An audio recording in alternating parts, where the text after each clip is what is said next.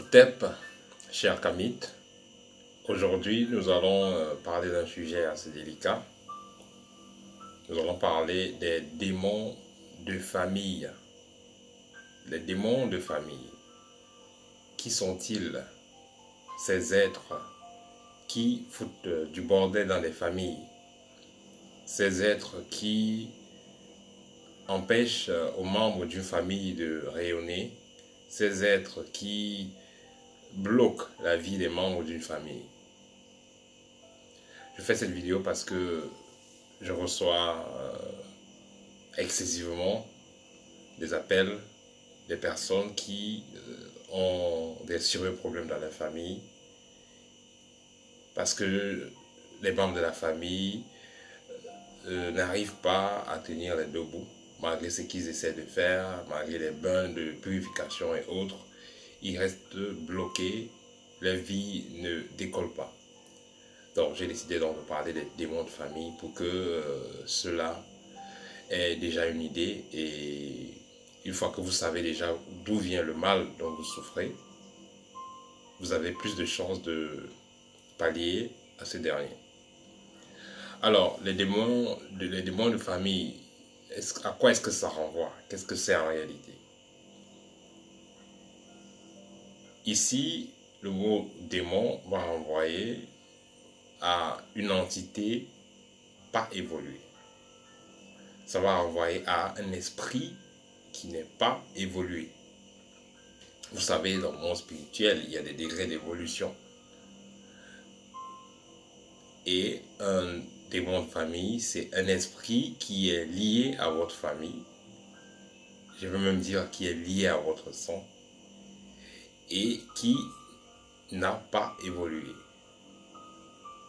Ce type d'esprit sont souvent localisés pas loin des caveaux familiales, mais de temps en temps, ils se promènent aussi dans des foyers, dans des maisons et foutent du bordel.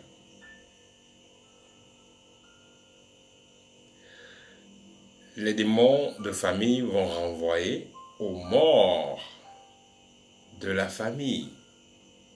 Vous savez, dans la famille, quand les personnes sont mortes, il y a deux catégories.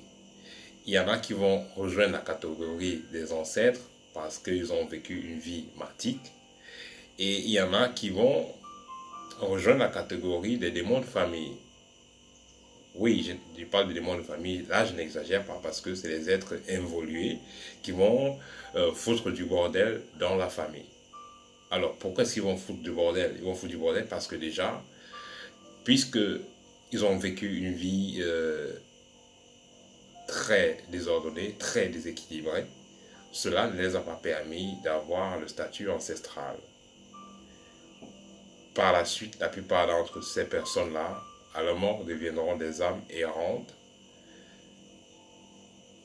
ou alors des esprits vampiriques.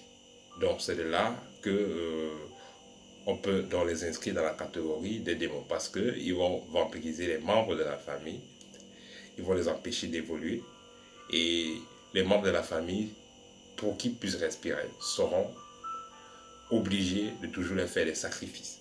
Comme par exemple, il y a des familles par exemple où quand rien ne marche, on va demander de tuer une poule. Quand il y a des problèmes, les gens sont bloqués, les gens échouent à des examens alors qu'ils étudient, les gens ont des accidents bizarres, les gens meurent bizarrement, on va leur dire qu'il fallait faire le sacrifice aux ancêtres. Mais là, ce n'est pas les ancêtres qui vont prendre ça, c'est les démons de famille qui vont prendre ça. Parce qu'un ancêtre, c'est une âme évoluée. Donc, elle n'est pas dans cette même catégorie. Lui, il est évolué. Cette âme, elle est évoluée. Donc, elle n'a pas besoin qu'on égorge des moutons ou bien qu'on égorge des choses pour elle.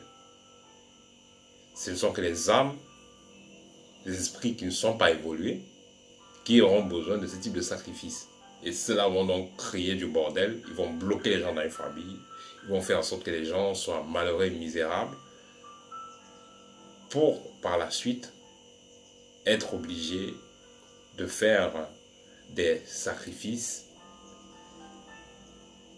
pour que ces entités soient nourries et par la suite elles vont libérer légèrement, les membres de la famille vont un peu respirer. Mais après, cela va recommencer.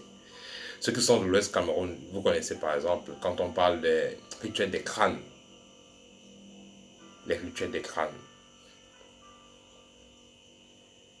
Si il s'agit des crânes des personnes qui n'ont pas eu des vies équilibrées, il se peut que ces personnes-là ne soient pas réellement considérées comme des ancêtres et que ça devienne plutôt des esprits vampiriques, des esprits nocifs. C'est pourquoi vous allez voir beaucoup de gens qui sont même gardiens des crânes, qui sont même à côté des crânes et tout ça, soi-disant. Ils sont en contact avec les ancêtres, entre guillemets, comme ils le disent. Vous allez voir qu'ils sont même très malheureux. Les enfants n'arrivent pas à passer les examens, les gens n'arrivent pas à trouver le travail, et ainsi de suite. Mais quand ces enfants vont plutôt se déconnecter légèrement de ces rites-là, bizarrement, ils vont commencer à évoluer. C'est pour dire que les esprits auxquels ces gens se rapprochaient, vers lesquels ces gens faisaient des sacrifices, n'étaient pas des ancêtres. C'était des esprits vampiriques, donc c'était les démons de famille. Et comme je disais tantôt, c'est cette catégorie d'esprits-là qui crée des maladies, qui crée des souffrances dans les familles, pour que les membres de la famille viennent faire des dons pour eux. Pour qu'on vienne égorger des chèvres, des vaches et tout. Et ils auront besoin de cette énergie-là pour évoluer dans leur sphère, dans la basse sphère dans laquelle elles sont. Donc, si vous êtes donc dans une situation pareille, où vous avez un démon de famille ou des démons de famille qui sont assis sur vos vies, qu'est-ce qu'il faut donc faire? La meilleure chose à faire, c'est de suivre l'initiative. Parce que si vous allez voir, soi-disant un guérisseur ou quelqu'un qui, un marabout, un maître et tout, qui résolve le problème pour vous, ça sera assez délicat. La meilleure façon de faire les choses, c'est qu'on vous explique comment faire, on vous accompagne et que vous fassiez vous-même parce que c'est votre sang, c'est votre lignée. Donc, le démon de famille peut être votre arrière-grand-père qui était mort peut-être par assassinat ou par pendaison et on n'a pas fait des rites normalement pour équilibrer son âme pour qu'il puisse évoluer malgré tout. On n'a pas fait des rites, rien. On l'a juste enterré comme ça. Il est clair que ça va devenir un fantôme ou un esprit errant qui va emmerder les gens. Et voilà. Il faut comprendre que dans notre tradition, on sait très bien que la plupart des esprits que vous allez voir, que ce soit des gnomes, des elfes et tout ça, la plupart étaient humains. La plupart étaient humains. Il y a une forme d'esprit, je pense que chez les Bassa du Cameroun, on appelle ça Sima. C'est comme des petits pygmées, hein, très petits, des petits esprits comme ça. Des petits esprits comme ça. Ils sont comme des gnomes en fait, avec des pieds à l'envers. Et il y a des variantes que vous allez retrouver à l'ouest du Cameroun, toujours des esprits assez petits, très rapides, avec un champ magnétique très fort, avec des grosses têtes bleues, parfois des grosses têtes vertes, avec des grosses joues. Voilà, il y a des esprits comme ça. Je ne sais pas ceux qui ont déjà rencontré cela. Mais quand même, il faut avoir une capacité sensorielle assez délicate, assez élevée pour pouvoir rencontrer ce type d'esprit-là. Mais ils en hésitent. Donc, vous devez comprendre que l'âme humaine peut prendre plusieurs formes. Et l'être humain qui est donc mort d'une certaine façon ne peut pas maintenir son apparence humanoïde. Ce qui fait qu'à un moment donné, il va prendre une autre forme. Et généralement, ce type de forme-là, soit un esprit trop court, soit trop long, assez bizarre.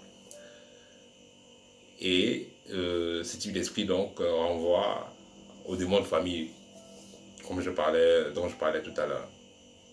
Dans les démons de famille, ne pensez pas que ça va venir. C'est des esprits qui vont tomber de la lune, tomber de Mars, arriver dans votre famille, commencer à vous emmerder. Non. C'est quelqu'un qui a été membre de la famille, mais il a fait des choses pas nettes. Et en fin de compte, après qu'il ait rejoint le monde de l'au-delà, le monde invisible, il n'a pas pu évoluer. Et là, c'est un esprit non évolués. Donc c'est ce qui va faire qu'on va pouvoir appeler cet esprit, des esprits, des démons de famille.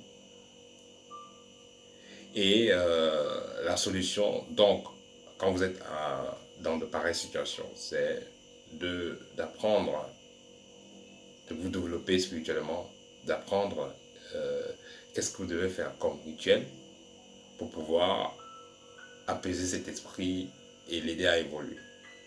Mais une fois que vous allez le faire, les problèmes vont partir. Et c'est à vous que revient de faire la tâche parce que c'est votre sang. Si vous allez voir un maître qui va faire le travail, ça pourra marcher à un moment donné, mais ça va revenir parce que il faut que vous soyez imprégné dans le travail. C'est pourquoi beaucoup de gens font les choses, pas dépenser à gauche, à droite, ils n'ont jamais les résultats. Parce que ils veulent toujours qu'on fasse tout pour eux. Or, ils ne perdent rien en apprenant comment faire. Parce que s'ils apprennent comment faire, non seulement ils vont être capables de résoudre le problème eux-mêmes, mais ils seront également capables d'aider quelqu'un d'autre à résoudre le type de problème au cas où cela se présente. Voilà, ça c'était mon partage aujourd'hui en ce qui concerne les démons de famille. Donc, dans toutes les familles, il y a toujours des esprits qui ne sont pas évolués. Et nous qui sommes dans la matière, nous qui sommes incarnés, c'est à nous que revient dans la tâche d'équilibrer les énergies invisibles de la famille. Donc, d'apaiser ces démons de famille-là pour que tout se passe bien. Et dans la famille, donc, comme il y a des démons de famille, il y a aussi des anges de la famille. Donc on peut tout simplement appeler des ancêtres qui sont là pour apporter le positif, le bonheur, la prospérité.